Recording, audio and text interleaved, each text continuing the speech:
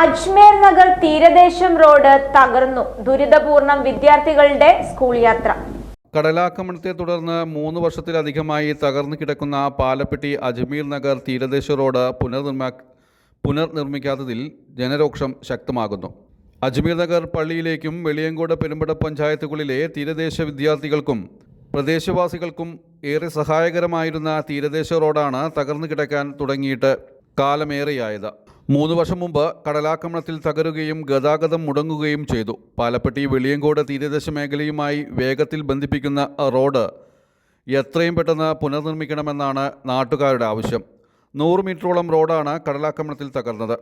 പ്രദേശത്തെ കടൽഭിത്തി മുഴുവനായി തകർന്ന അവസ്ഥയിലാണ്. പ്രദേശത്തുകാരുടെ ആരാധനാലയമായ അജ്മേർ പള്ളിയും കടലാക്രമണത്തിൽ ഭാഗികമായി തകർന്ന നിലയിലാണ്. എത്രയും പെട്ടെന്ന് റോഡിൻ്റെ പുനർനിർമ്മാണവും കടൽഭിത്തിയുടെ നിർമ്മാണവും വേഗത്തിലാക്കണമെന്ന് നാട്ടുകാർ ആവശ്യപ്പെടുന്നു. 2-3 കൊല്ലമായി റോഡ് ഇങ്ങനെ കിടക്കണം. ഇത് ഇവിടെ നിന്ന് ജയിച്ചു പോയാരോ അല്ലെങ്കിൽ നാട്ടുകാരോ ആരോ ഒന്നും ഈ പഞ്ചായത്തുകാരോ ഒന്നും ചെയ്യണില്ല.